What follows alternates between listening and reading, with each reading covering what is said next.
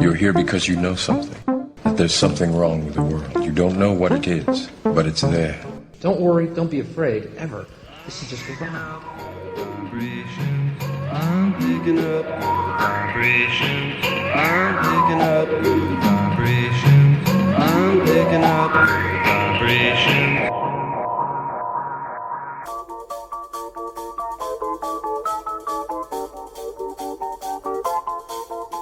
Blinded by the light, wrapped up like a douche, another runner in the night. Blinded by the light, wrapped up like a douche, another runner in the night. Blinded by the light, wrapped up like a douche.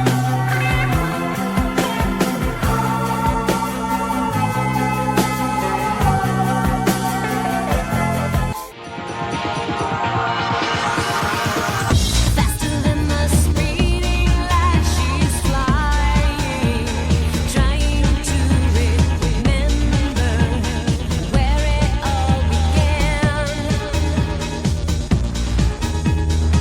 She's got herself a little piece of heaven, waiting for the time when earth shall be as one. And I feel like I just got home, and I feel like I just got home, and I feel quicker than a ray of light, quicker than a ray of light, quicker than a ray of light.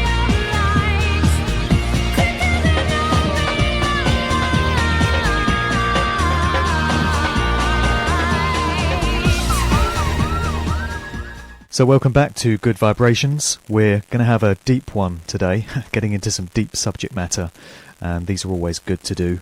I'm chatting to Wayne Bush over in Texas, US. Hey Wayne, Hey, Mark. Thanks for inviting me on the show. great to have you on.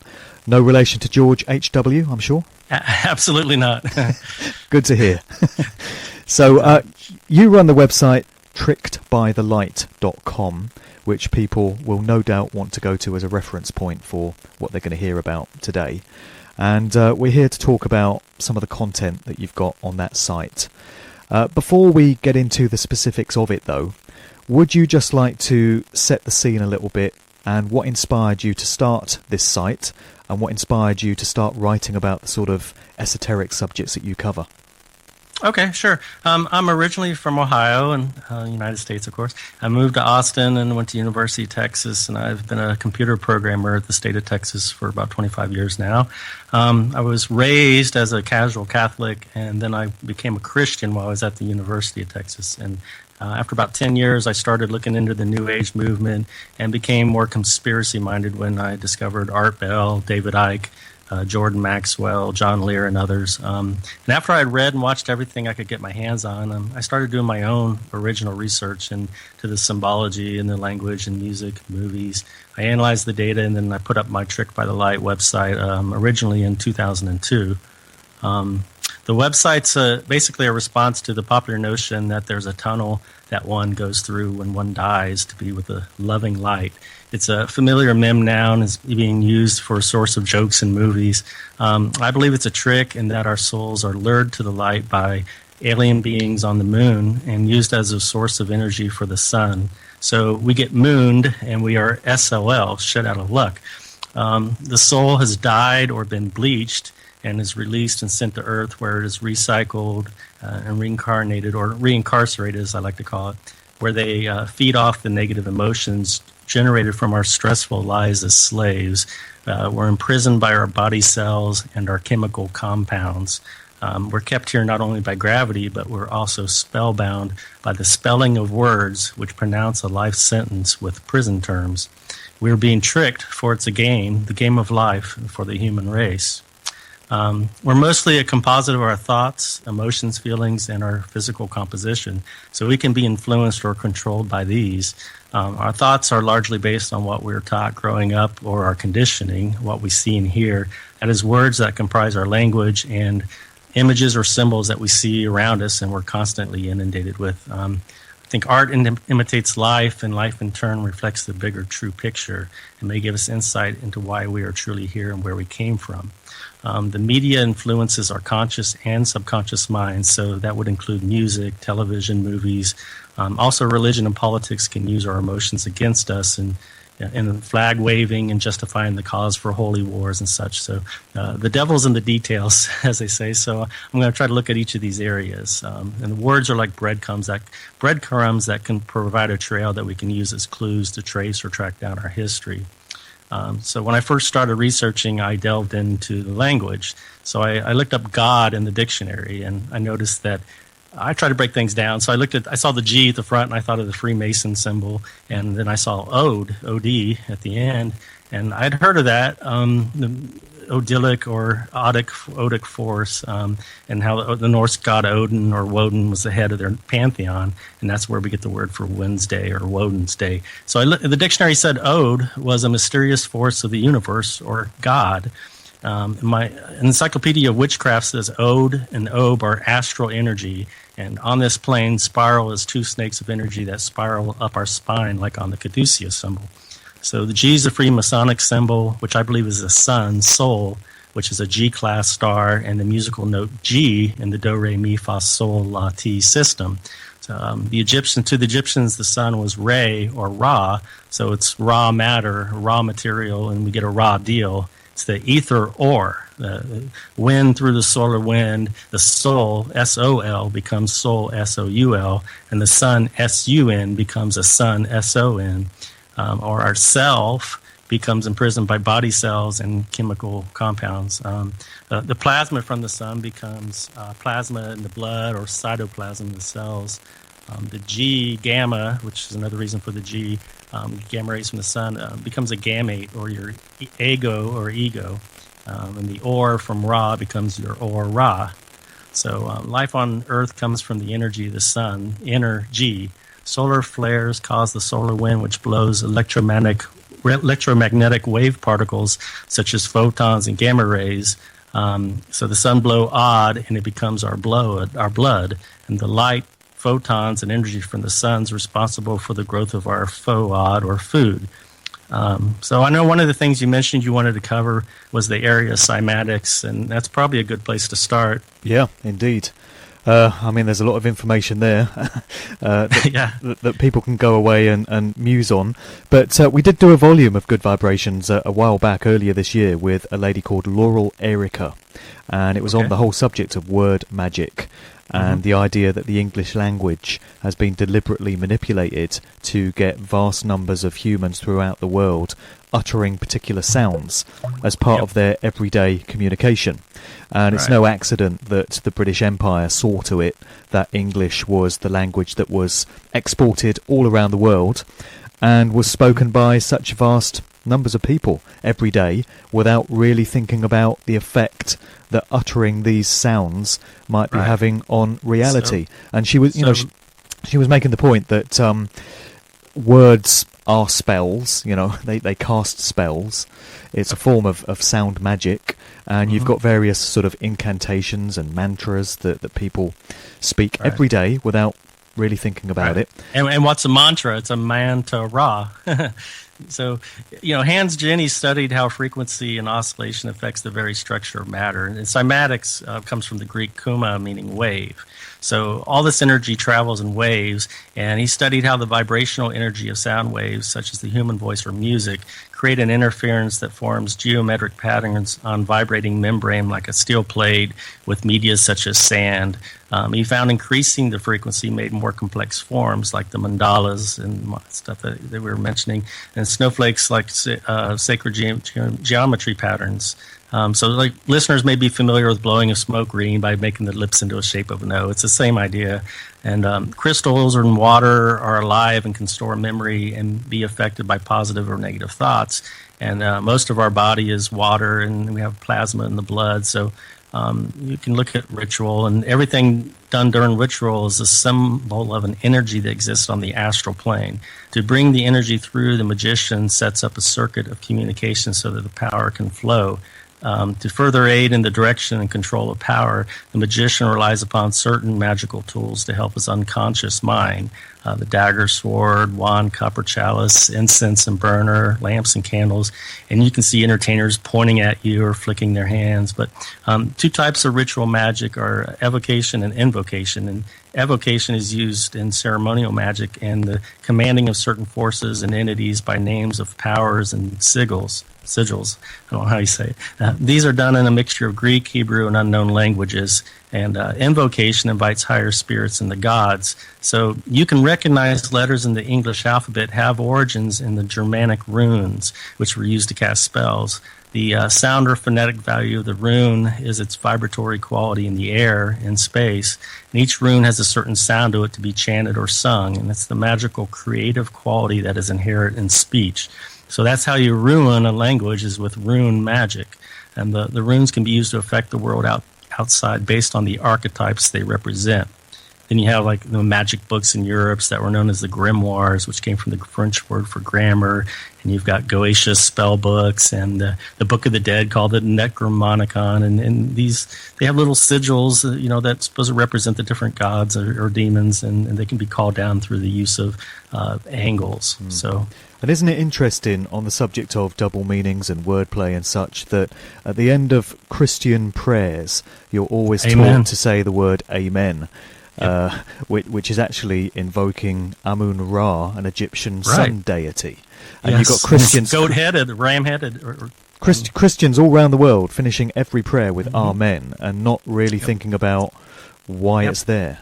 I'm going to mention that later with even the Lord's Prayer, and that's how they end it with Amen. But so we can get into the language or the spelling, and so the control of the mind's largely achieved through our communication of thoughts and language. We're imprisoned by our body cells and chemical compounds, and we languish in our languid languish. Languid means weak and lacking spirit or void of animation or lifeless, and we spell words and pronounce a sentence, a life sentence with a period or term like a jail term or a prison sentence in a pen. And the first thing you learn when you go to school is how to spell. The word sisters in Greek mythology were fates or witches who controlled the fates of man. And in our language, we use curse words and cursive writing. A rite is in a ritual or magical rite. We cuss and discuss. The words have meaning and are mean things, especially cross words. They can be used to make a point, and we use a converse to converse in order to keep us off course in our discourse because a phrase. We use catchwords. A story is a spiel or a spell. So words are spelled to create a sentence of terms. And books contain chapters which are secret societies or religious orders, like the Knights Templar. A chapter contains many pages. A page is an understudy and in service to the king and queen, as in pages and squires, a knight who's well-versed in magic and more or less a soldier or trained assassin. To page someone is to summons them. Pages are bound together and summon demons. After all, a page does contain many sentences. A jail sentence is served in a prison ward, and indeed a sentence is created by words that are spelled out using letters. A letter is someone who allows something to happen or does something for someone else, like a blood letter. The word book as a verb means to arrest or detain, bookum dano. In fact, the Latin word for book is libere, which is where we get our word library and also the word liberty. You can book or place a bet on a game or race with your bookie, and there is a bet being placed on a race, and it's the human race, and the game is the game of life. It's the main bet or alphabet. An example of spell casting through language is when someone sneezes, you say bless you, which can also be heard by the subconscious mind as be less you. Wouldn't it be better to say be more you? We greet each other with hello, which is hell, and the suffix o, which looks like a hole or a planet, and is used to associate something to someone else, like the word daddy-o. Another is in the Prisoner TV show. They would say be seeing you, as they held up their hand and directed it towards you in a salute. And the C looks like a crescent moon. Paul McCartney even had a song called Sea Moon. We have homophones where two words have the same sound but different meanings, and that allows for lots of room for deception. Mixed messages speaking to the subconscious mind, which scrambles to make sense of a sentence using context, with double meanings and double speak. Think about the words know, K-N-O-W, and no, N-O. knowledge is considered a very positive word, yet it's linked phonetically with the most negative word in our language. So when you say, I know this to be true, are you partially negating its reality? Also, you have profit and pray and pray. Another way is that the subconscious mind can make sense of anagrams. I have a statement on the website where the letters of the words have been rearranged, yet you can still easily read it without problem. And it says, according to research at Cambridge University, it doesn't matter in what order the letters in a word are. The only important thing is that the first and last letter be at the right place. The rest can be a total mess, and you can still read it without a problem. This is because the human mind does not read every letter by itself, but the word as a whole. This means your subconscious mind should also relate multiple meanings to words when they are anagrams. So it shouldn't be any problem to associate the word live with evil, for example. And, how many names for government entities start with a negative prefix? The word nation is nay and shun. The UN, the United Nations, NATO, Nazi Party, NASA, NORAD, UNESCO, NASCAR, NATAS. I'm sure you can come up with others. Prefixes and suffixes completely change the meaning of words. There's many negative prefixes such as dis and un and con, also ones that mean the sun or moon like re or mon. And you have suffixes such as s, which looks like a snake, and makes something plural. The suffix al, can make something an adjective to describe a thing, and you have other suffixes like tick and or and ion and shun. Ing suffix, which is a rune called ing, or ing takes a verb and makes an action into an object or thing, a noun just by adding ing or ng. You have all these con words. Khans or Khonsu was an Egyptian moon god. It's all a con. It's in the language, the lexicon. It's all a con game by controlling, conniving, conceited con men, convicts in a connected, conspicuous conspiracy without consulting us, but with our conscious consent and constant consequences. I've got a bunch of other con words, but you get the idea. Yeah, get the idea. Yeah, and you might say, a student might say, I took econ at UConn. My professor looked like Akon. He's my icon. And so, yeah, they are cons. They're basically admitting it. They say icon, right? And then they put their hands around their eye with that symbol, and it's an icon. So most of our communication is subconscious and is achieved through the use of symbols or a symbol. Logos and ads, they affect our subconscious, and you see the sun and moon, eclipses and stars are all over the place in these logos, and the star is a pinnacle in witchcraft. In our identity, you have an id entity or the it entity, Stephen King's it, clown or monster, and we have phrases like make it so mote it be, the Beatles chant let it be over and over, the movie It's Alive, and children play the game tag your it. And then you have other products like sun-kissed, star-kissed, gold-kissed. A kissed is a casket.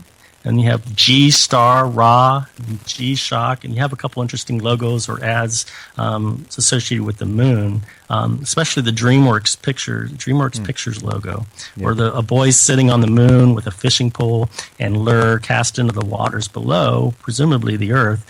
Then you have the Miller High Life siren symbolism, where it has these oar paddles in an X shape with a witch with a pointed hat sitting on a crescent moon with stars behind her, and she's holding up a golden glass of beer, like Columbia on the logo, and the sign reads "Fishing, Reel in the High Life."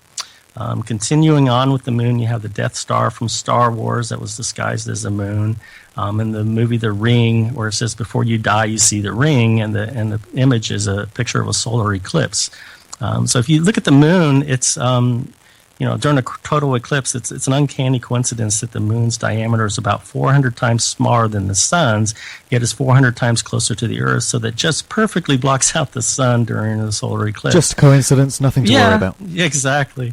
Nothing to see here. Yeah. Then you have the backside of the moon. It's another coincidence that the moon just happens to rotate just slow enough that the same side always faces Earth. So I wanted to look at those prefixes, mon, which is moon or man, because you say, hey, mon. And the monad is a god or deity for which many cultures was the moon. Mono equals one, so you have monopoly, and Monday was the moon's day. Mm-hmm. Month is the time it takes the sun to renew, the moon to renew. Mm-hmm. You have money, which is associated with the moon, and monetary. Monarch. monarchy. Yes, exactly. There's a bit of Archon in there as well somewhere. Yeah, there is. And then you have a monster, which is a moon star. The stir comes from the Greek aster, which means a star, and that's why an asterisk it looks like a star. So you have monumental and ceremony and sermon, and you pay alimony, alimony, and a demon is from the moon. Then you have the suffix al or al. And is a moon god. You have el, al, and il are definite articles in different language and mean the. So like in English, the is, you have theology, which is the study of God. So the is God. It's where you get theo. And usually connected to the name of God. So El or Ella is the Hebrew god. Allah literally means the God or God Al. Allah is the moon god of Islam. So you have alchemy on an altar to alter the astral field with magical spell. Alma is soul in Spanish, and you have an alkaline battery which stores energy, and you have a luring and capital when you pay alms. So you have this et al, like when you say and others, you say et al, et al, etc. And it's the et al or alien. You have other words like metal and mental and cerebral and spinal, and I could go through a bunch of them, but I won't bore you with it.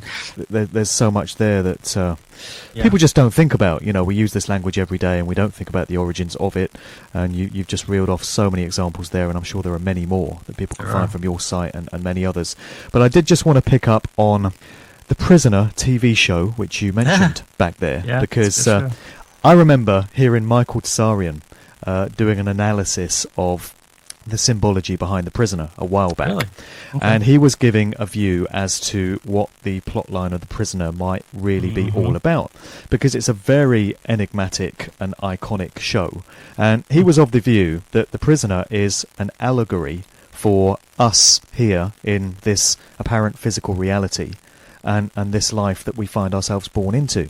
And he was saying that, you have this guy, the Patrick McGoohan character, who is at the start, at the opening credits, he's some sort of government agent, and he's resigning from his job, and the powers that be are trying to find out why he resigned. Information. Yes, exactly. He highlights the fact that when you hear the word information, it's split, and what you're actually hearing is information. Forming inside of you. They want to inform inside of you. Yeah, well, his idea is you see the character passing out after he's gassed, and then he wakes up in the village, this strange alien sort of territory that he doesn't know about, and he has to try to figure out why he's there. And the idea is that it's an allegory for us as spirit souls when we make the choice in a higher state of consciousness to come into this reality and learn these life lessons and go through these experiences. And we're trying to understand why we came here. And I think that's a very interesting analysis. And it is. I see it a little more nefarious than that, because there was this thing called the rover on The Prisoner that would come down from this high tower. And of course, there was this green dome, and they had this lunar room where one side of the screen was the constellations and the other side showed Earth. And, so they were viewing the Prisoner from the moon, from this green dome. And then this rover white balloon thing would come down and chase down a man if he tried to escape, and he would suffocate him, right? So you couldn't leave. So there was a lot of stuff, and I'll get to some of that actually a little bit later when I get into the movies parts. Sure. So, I was just going to say this very idea that life is kind of a game, and this is a place that we come to learn lessons and have experiences, and then take that back to source when it's all over, when we exit this reality, kind of leads us on to the main talking point of your site. And the phrase that jumped out at me when I first came across your site was how souls are programmed to go to the moon/sun at death to be recycled as energy, and then the subtext reads how to win the game of life and escape the prison planet Earth, which is a matrix illusion that we dream. Now that is a phrase that kind of slaps you about the face and gets the attention. Well, it doesn't read really well, and the reason I put it up there and it's in large bold like header one text is because the search engines they look for certain search terms, and if you want to bring people to your site, you have to use a bunch of these search terms. So that's why I put a lot of that up there. But well, do you want to talk us through that whole concept then? Because another of our previous guests, Sonia Barrett, back last year I think it was talking about the idea that this apparent physical reality, which is not physical at all, it's holographic, is a game. You know, life is basically a game, and we make certain decisions before we come here in terms of the sort of experiences we're going to have. That there's an element of it whereby it's a blank canvas and we create our own reality as we go. But basically, the type of life and who we're going to be is something that we predetermine before we get here. That was her suggestion. And I wonder if that ties into your theory. And can you just take us through your line of thinking on all this? Sure. One of the best-selling games of all time, and I don't know what games you all have over in the UK, but here for sure it's the Game of Life. And so life's just a game, and games are fun and for our amusement. I mean, I think if there is a deeper reality, like another dimension, that it's probably a lot like this. I mean, why do we love entertainment and games so much? You know, it's probably the intuitive people tap into that, and it's, you know, maybe we are just a game for them or a movie for them to watch. But it's a virtual reality game. I mean, if you look at the games that we play, the video games, they're becoming more and more real-like, and you know, pretty soon you won't be able to distinguish a game from watching a football game on a television set in front of your face. And, you know, so you have these reality TV shows, and it's a play or drama for the world's a stage, and we're merely players. And you have these Game Boys, and you have an iPod and Wii, so it's like, you know, we are the players playing a game from a game pod in an electromagnetic field or gridiron. And so games are a lot of times played on board games, you know, so maybe these are just board games because in this other dimension we're bored and we need some drama to, you know, something to do, and, you know, a challenge. So, you know, you have card games with tricks, you know, where you take tricks. And I'm going to get into the trickster god and some of that. But games are where you roll a die over and over and again to symbolize dying and reincarnation. And you have a race on a track that goes round and round, or a sports game. And so you have games. Some of these board games, like chess, are played on 64 check squares, which just happens to match our 64 codons in our DNA. So I'm going to go to the section on the trickster god, I guess, since it deals with games. And so you have have you ever heard of the trickster god, where you have like, you know, Loki was a trickster god, and Kokopelli was a trickster god with the Native American tribes that had a flute. And so he's known by different names to different cultures. You have Inky, who was known as Ea. In the sport, EA is is a company that makes sports games, and its slogan is "It's in the game." So you have Thoth and Set and Demiurge, and Lucifer is equated with Satan. You have Trick or Treat on Halloween from the Celtic and Druid practices, and then you have the old Celtic tradition of April Fool's Day. But one of the big ones is Pan, and you know, in the London Games of 2012, they talked about Pan a lot. He was a Greek pagan nature god of the woods who played the pan pipes or the flute. And pan means all, and it's where we get the words panic and pandemonium and the frying pan. So like Lucifer, he was demonized and he was equated with the devil. But he's shown in many stories and movies such as Disney's Peter Pan, who was another fun-loving Sylvan who had pan pipes. You have Peter Piper, who picked a peck of pickled peppers, and a pepper is of the piper genus. You have the Pied Piper, who tricked the townspeople and led all the children into a giant rock or mountain. That's where we get the phrase "pay the piper." Pink Floyd has the Piper at the Gates of Dawn song. Stairway to Heaven by Led Zeppelin starts out with the flute and says, the piper's calling you to join him. The tune will come to you at last, where all are one and one is all, to be a rock and not to roll. The Beatles, Sgt. Pepper, Lonely Hearts Club Band. Well, Sgt. Pepper taught the band to play, and they say, you're such a lovely audience, we'd like to take you home with us. And then you have Dr. Pepper, the drink, where it says, their jingle was, I'm a pepper, you're a pepper, wouldn't you like to be a pepper too? You have the Pepsi drink, where the slogan was, join the Pepsi generation. So you look at the lyrics by Van Morrison of a song called Pay the Piper, and it's pretty obvious the piper is the devil. You have the trickster Willy Wonka, who was the wizard or magician, and he had a flute, and he had a chocolate factory, and all the kids or bad eggs would disappear or die through the pipes in his factory.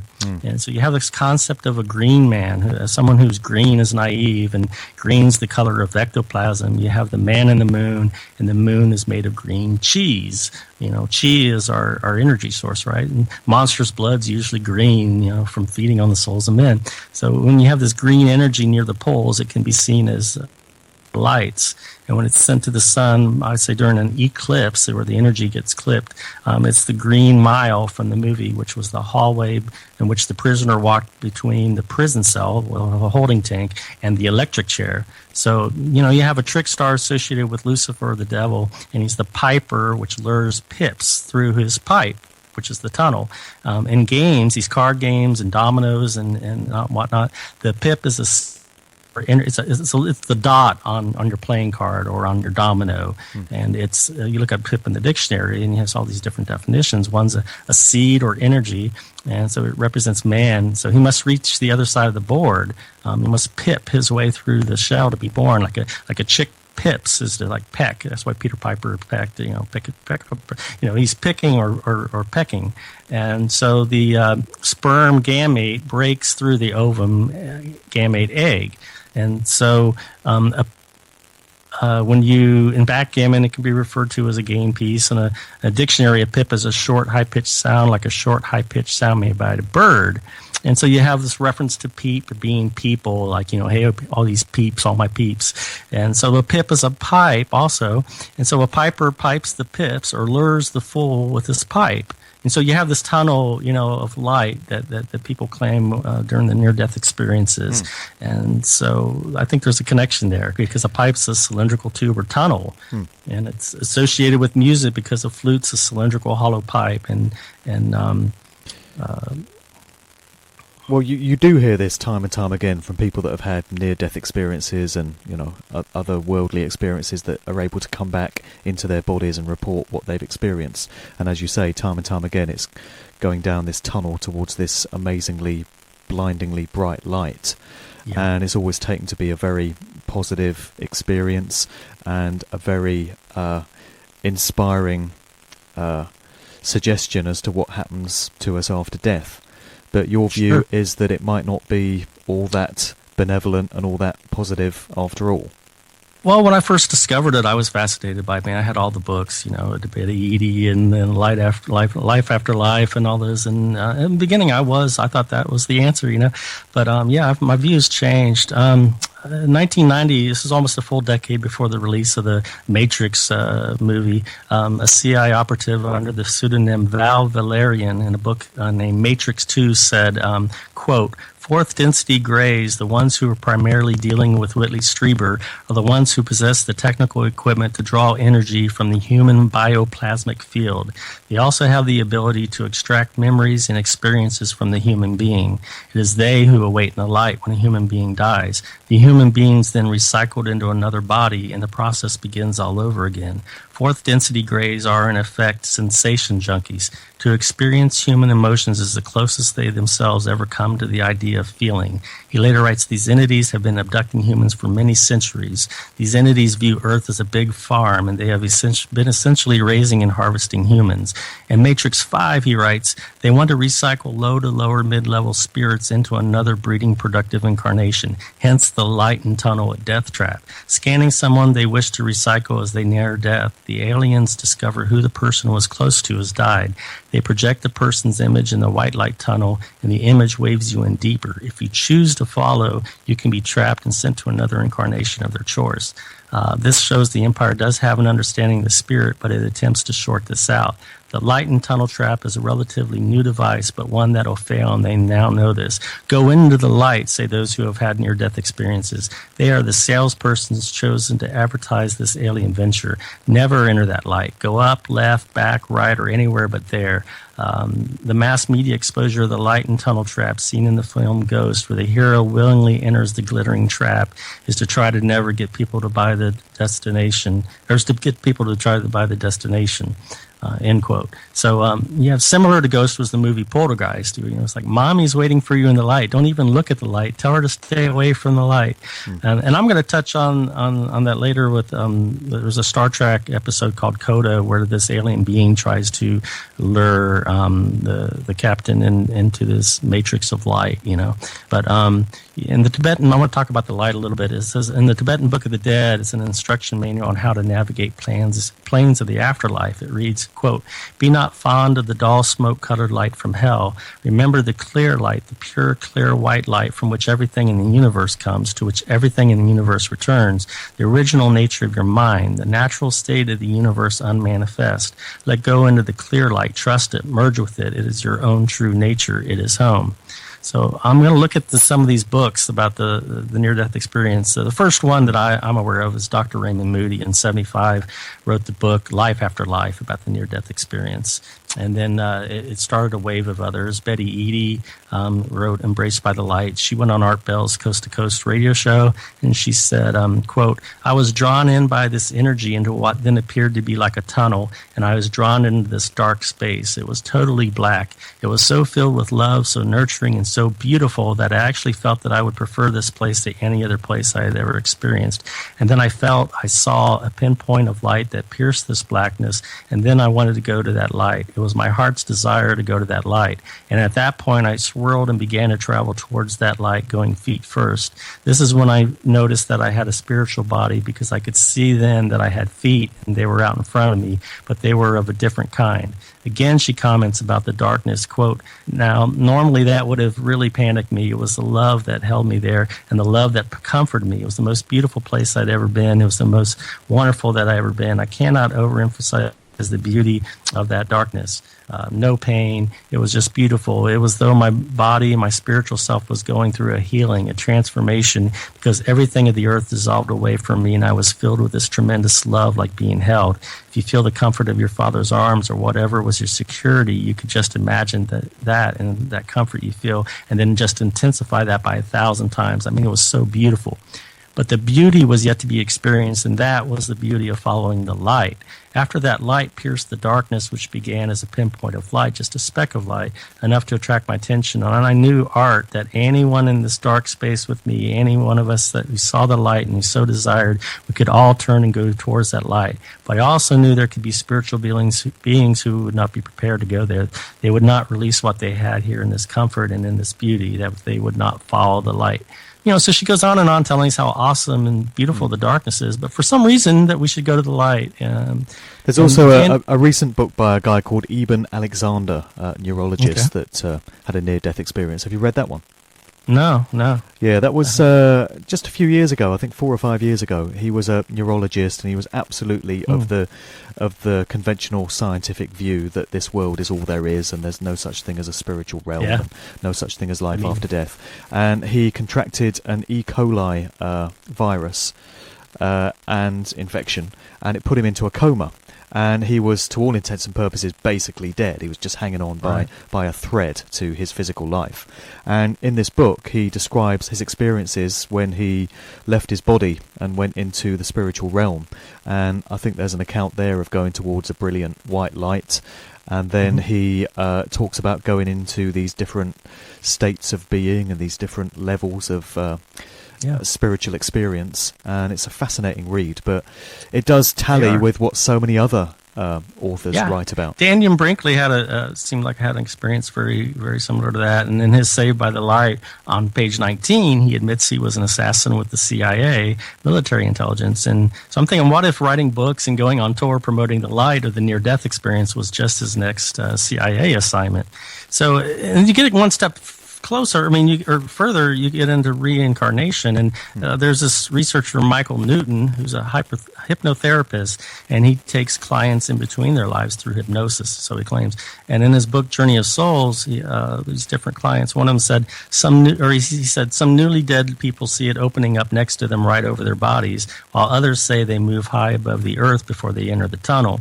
A subject under hypnosis described it, quote is, "At first it was very bright, close to the earth. Now it's a little darker because I've gone into a tunnel. It's a hollow, dim vent, and there's a small circle of light at the other end. I feel a tugging, a gentle pulling. I think I'm supposed to drift through the tunnel, and I do. It's more gray than dark now because of the bright circle expanding in front of me. It's as if I'm being summoned forward. I leave the circle and I'm out of the tunnel." Another subject said, "I think something's pulling me to my proper level of travel and trying to relax me. I'm hearing sounds and echo of music tingling. The waves of musical notes are so beautiful here." Another one saw his dead Uncle Charlie with his hand stretched out to me to comfort me, to lead me further into the light. "He is taking me to the place I should go." "No, don't go. Uncle Charlie's leaving me." "Why is he going away? He stays in a different place than I do. He just came to meet me, to bring me here." Another person said, "They are sending images into my mind, thoughts about themselves, and the shapes are changing into people. It's Larry. I'm being pulled along by a magnet, and I just enjoy the ride. I am riding on a wave, a beam of light. I must go with the wave bands of light. They do it all for you, the ones in control. I don't really know. I'm being pulled, and I'm supposed to go with it."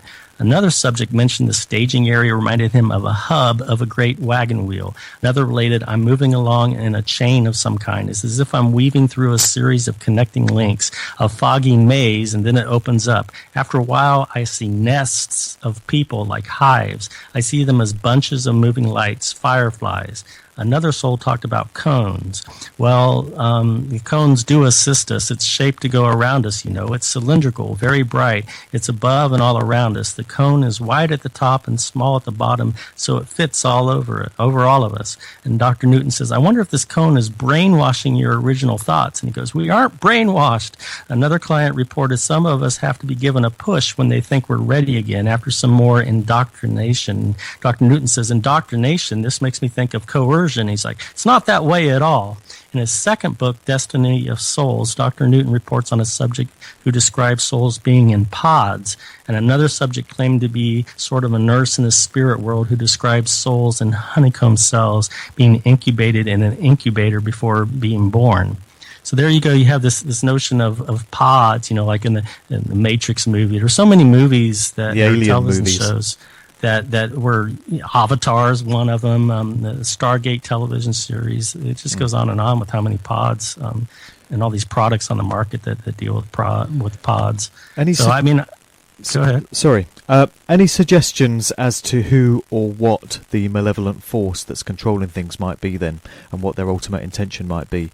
Are we talking what many researchers would term archons or Anunnaki? Do you think they're all the same They have many expressions names, for the yeah. same force? And the archons is one that's interesting to me because it comes from the Gnostic texts, the ones that were not included in the Bible. And the researcher John Lash has talked a lot about it and probably popularized the term. And he's adamant that they are not our rulers.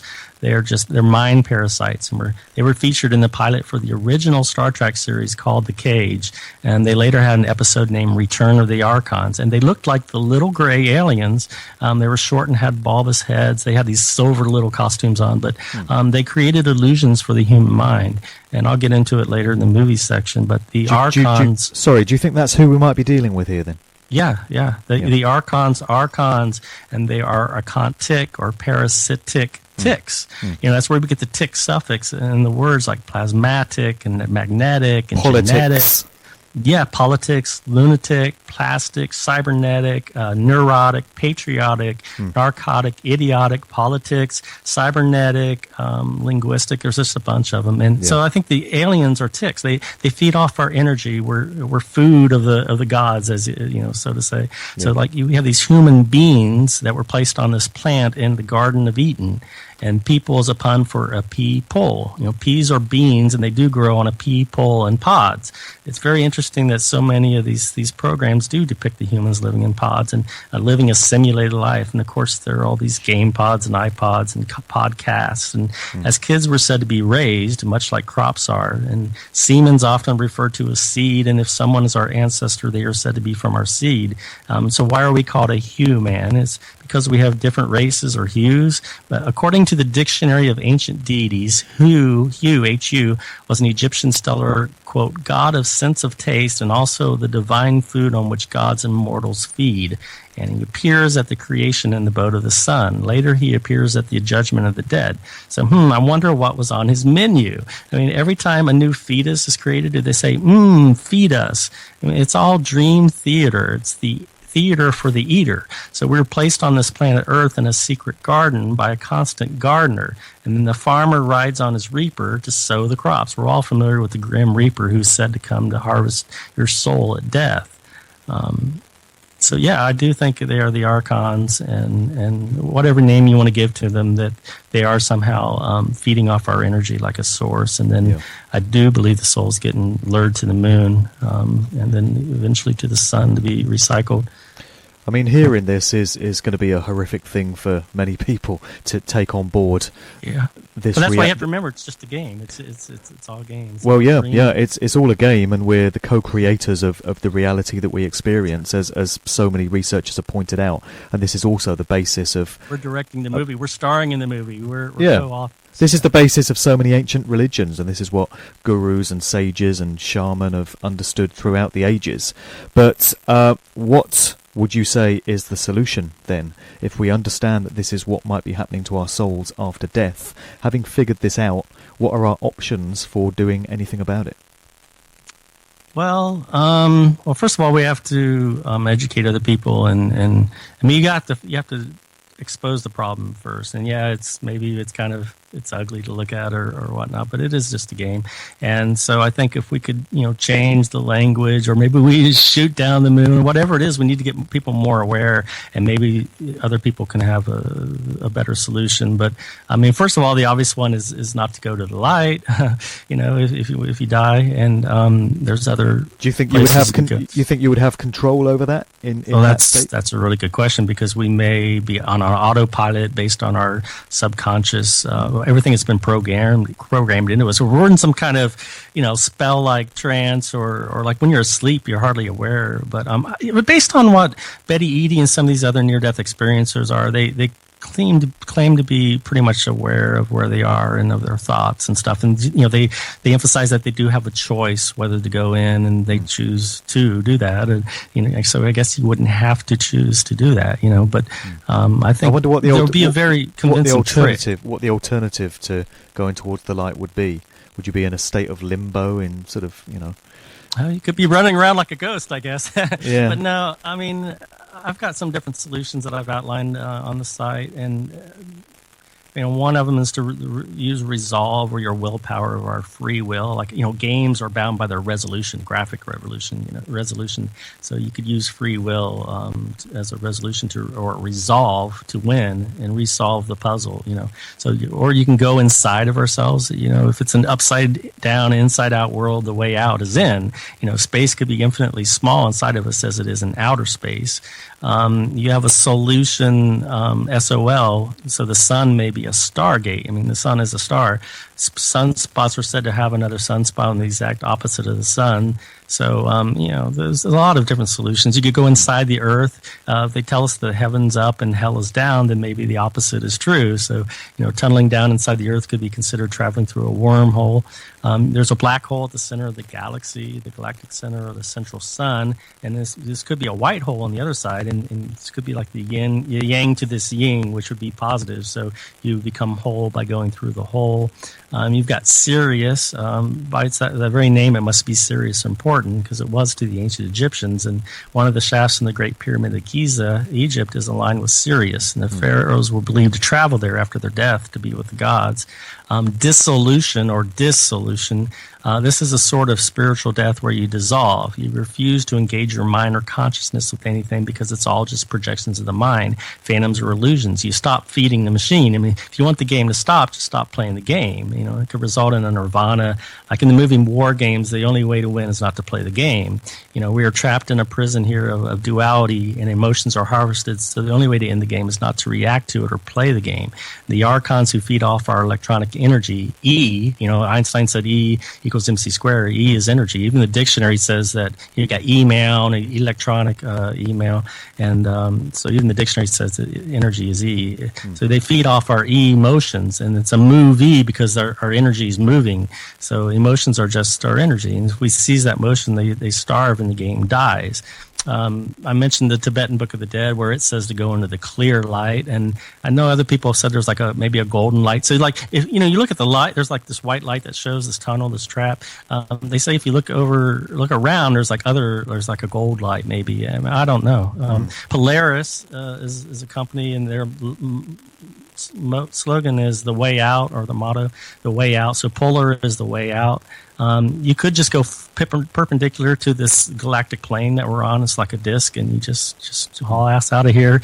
Because if you go to any new dimension, it's like a perpendicular 90-degree angle to the current dimension, right? So you could just go to the darkness, because pure light is dark. It can only be seen when reflected by an object, I guess. So this experience of life here on Earth is called existence or existence. So to end the existence, we go to the ends or extremities of the Earth, like in the Truman Show or The Prisoner, the 13th Floor, Dark City, For the World's Hollow, and I've Touched the Sky was a Star Trek episode. These characters have traveled to the boundaries of the Earth, like Shell Beach, only to find there's just a wall there. Maybe we're being domed in, like on the Truman Show. I mean, you got the kingdom of a king, and you have the Lord means dominus. Maybe they're doming us. You have the television show that they've come out with, Stephen King. What is it? Under the Dome. So I mean, as the song says, life is but a dream. So in that case, we need to wake up from the dream. And lucid dreaming is becoming aware during the dream that you're dreaming. So there's different, escape routes, or what you want to call them. And the other song that's coming into my head is "Blinded by the Light" by Manfred Oh my Mann gosh! Band, written by Bruce I've Springsteen. actually, in my music section, I have that. I was going to get to that, and I'll give you a couple other ones that are very telling, and I'm trying to get to it so I can read it. But okay. Yeah, the "Blinded by the Light." That's amazing synchronology that you had there. Yeah, and you hear that on the radio all the time. Yeah, it was written by Bruce Springsteen, and Manfred Mann made it a #1 song. And man, I'm really having a hard time finding it on here. No worries. Yeah. Just while you're looking for that, then, the implication is that if you leave aside the Archons or the Anunnaki or whatever you want to call these malevolent parasitic forces that are kind of having an effect on human existence, the fact that you have this kind of symbology encoded into music and movies means that there's a human input here as well. There are groups of humans who are in full knowledge of what's going on, and they're deliberately putting this stuff into music and movies so that it can be subliminally absorbed by the rest of us. Yeah, and like Ozzy Osbourne said, I don't know if I'm a medium for some outside source. Whatever it is, frankly, I hope it's not what I think, Exactly. Satan. So you have these, the muse, the word music comes from the Greek muse, or fates who inspired men. And, the artists that create music, they're very intuitive, and a lot of them claim that they're being possessed. They're not even aware of what they're doing when they're on stage. I think Santana made that claim. There's a lot of them. But so we chant these song lyrics, or the hook, over and over, and many tunes that become hits have a repetitive beat that is hypnotic, a catchy melody or hook, and lyrics with a fascinating rhyme to put us deeper in a trance. You have Katy Perry, Bob Dylan, all these stars that claim they sold their soul. And if you look at the award shows, there's a lot of cult and satanic, Super Bowl halftime performances by Lady Gaga, Madonna, and others. You have the entertainers displaying this all-seeing eye symbolism, or they hold up their hands in the shape of a triangle. And in my Wiccan encyclopedia, it calls that the triangle of manifestation. And a lot of songs mention sun and moon a lot. The Beatles have like almost 10 songs that mention the sun. The Grateful Dead has almost 30 about the moon. There's other bands like Rainbow and the Cult, and they just get so deep into all these different songs about it. And Bob Dylan said, I made a bargain with it, a long time ago, and I'm holding up my end on 60 Minutes. He said that. CCR's Bad Moon Rising says, I see the bad moon rising. I see trouble on the way. Don't go around tonight. It's bound to take your life. There's a bad moon on the rise. All right. Hope you got your things together. Hope you are quite prepared to die. So I believe rock and roll means to send us to the moon, the rock. You were getting rocked. And they roll us or turn us over and over again when we return. To get rolled is to be robbed, beaten, or mugged. So, Queen has this anthem, We Will Rock You. A chance, somebody better put you back into your place. Sing it. We will rock you. They sing it over and over again. AC/DC says, heads will roll and rock tonight. For those about to rock, we salute you. I mean, they're saluting somebody who's dying. I mean, they got a 21-gun salute in the song where they fire a cannon. And it says, we're just a battery for hire with a guitar fire ready and aimed at you. Pick up your balls and load up your cannon for a 21-gun salute. For those about to rock, fire, we salute you. April Wine has a song, she's a roller, a high roller baby, and then they sing bye, bye, bye, bye, bye, bye over and over. Florida Georgia Line with Luke Bryan had a number one song called This Is How We Roll, This Is How We Do.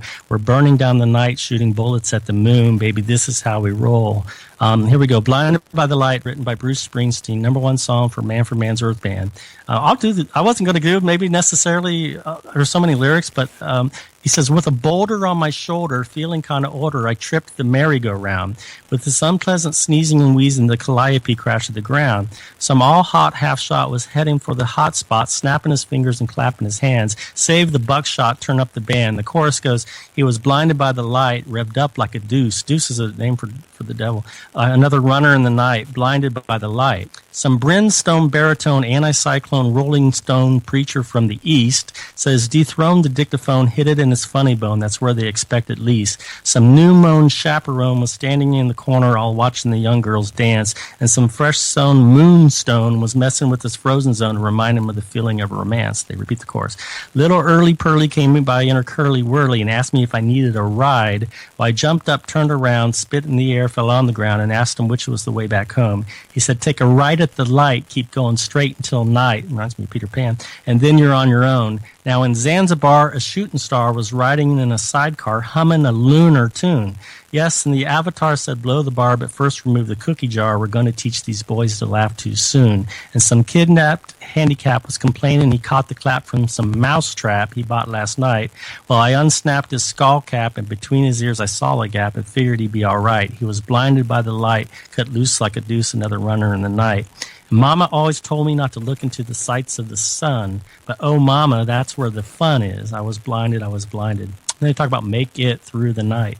So, and Stairway to Heaven and Hotel California, they're two of the biggest rock songs of all time. Yep. And they both contain many of the same elements, I found. One's a lost or confused traveler that's on a path or a road. You have a lady shining a light to show the way, which could be heaven or hell, possibly. And then you have a wind, you have a spirit, and then you have a piper or voices calling. Pink Floyd's Dark Side of the Moon seems to recap our lives as it starts with a heartbeat at the very beginning and Speak to Me, and which leads to the song Breathe, and it goes on to Time. And in the reprise of Breathe, they say, far away across the field, the tolling of the iron bell calls the faithful to the nearest to hear the softly spoken magic spells. And Great Gig of the Sky says, I'm not afraid of dying. And then the whole album ends with Brain Damage. He says, I'll see you on the dark side of the moon. And then the eclipse. Everything under the sun is in tune, but the sun is eclipsed by the moon. And just going back to Stairway to Heaven, I think it was Robert Plant that wrote that song. And he said that he didn't know where it came from. He just kind of pulled it out of the ether. He kind of channeled that song.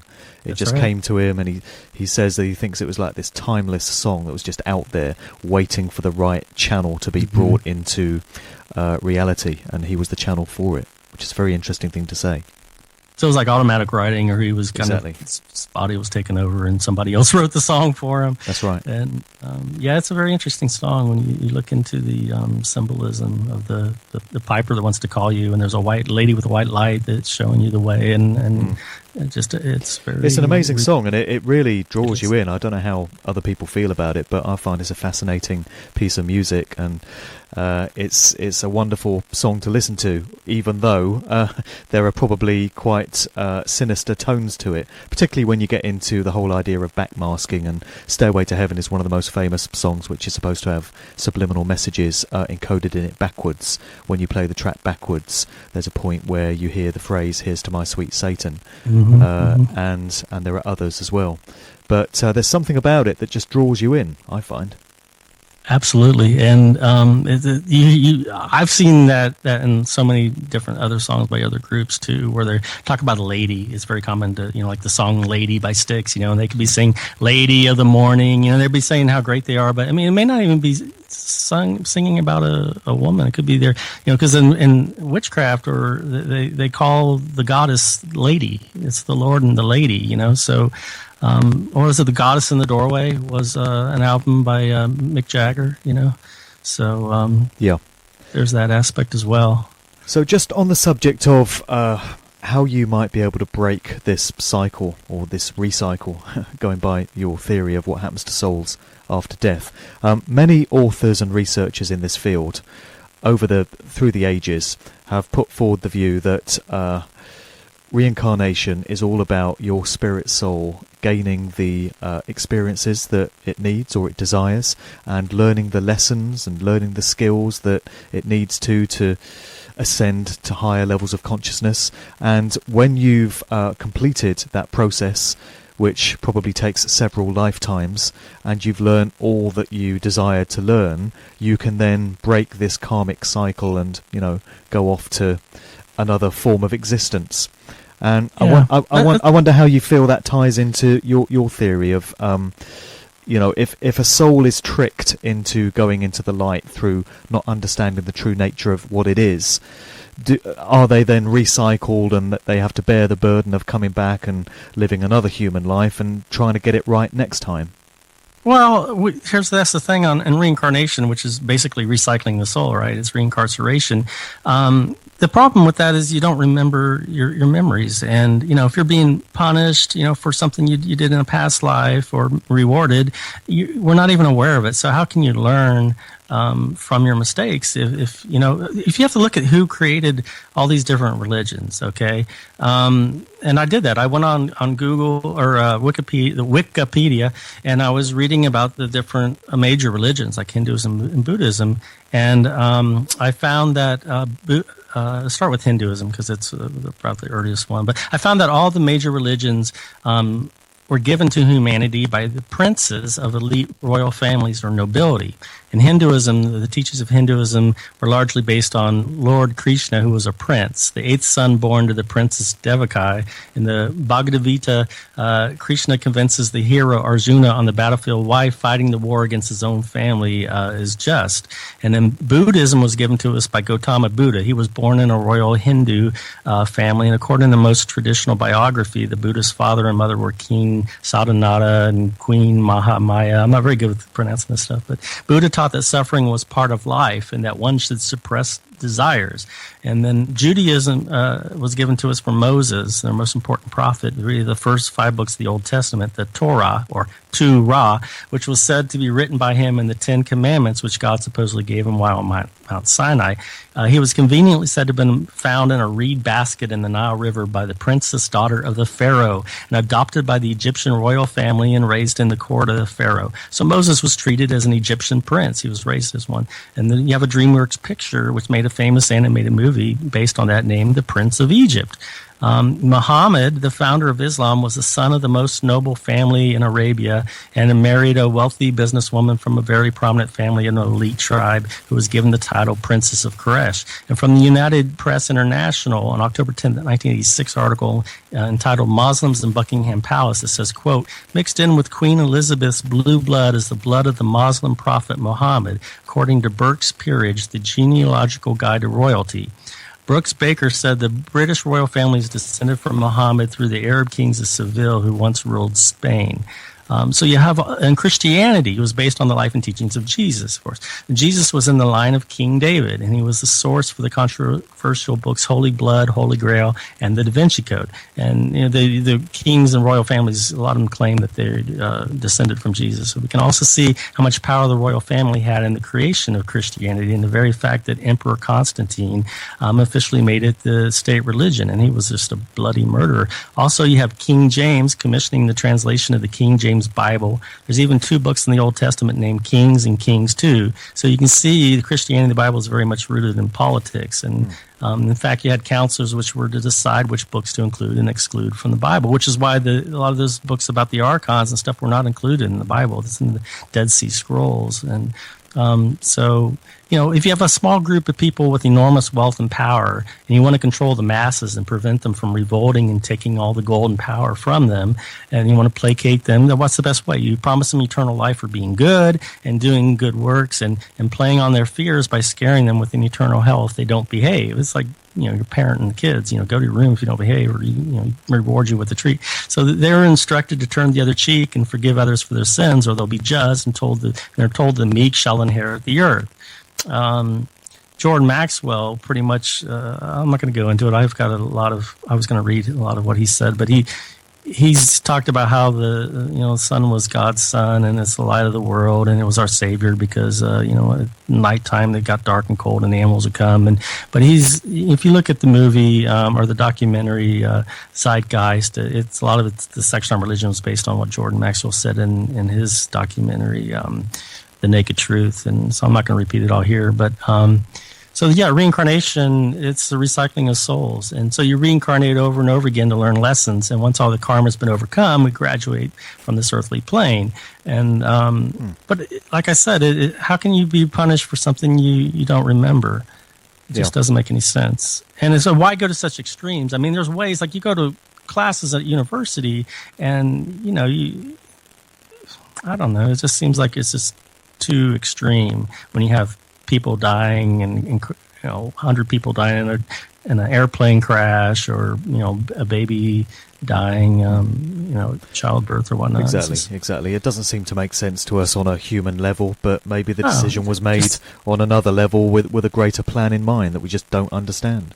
Oh, that's very possible. But every time I read stuff like that, which I thought was the case with Journey of the Souls by Michael Newton, where he'd take people into their in-between life state and they would explain why they had to go through all the suffering. But, one of his clients, it said it took him like 450 years, or I can't remember, it was 800 years. It was just to conquer jealousy, It seems like that's not necessary. Like if you have an all-knowing, all-powerful God, it seems like he would have a better way. I mean, look at what we have here on Earth, where it's all a predator-based food chain where creatures have to kill each other and eat each other just to survive. Well, I mean, why not have it be more loving? You got plants that live off photosynthesis, from the light of the sun. And this is something people rarely think about, just every day in nature all around the world. Just think of the death and suffering of creatures just to provide the food chain, as you say.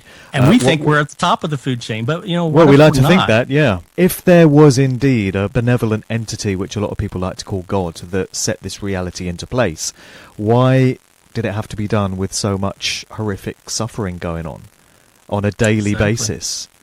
It really what's that all about? Why does there have to be? And why can't we, talk to God? I mean, why is it so hard if you got to pray for years and years and years, just to speak to God? And even then you're lucky if you do, I guess.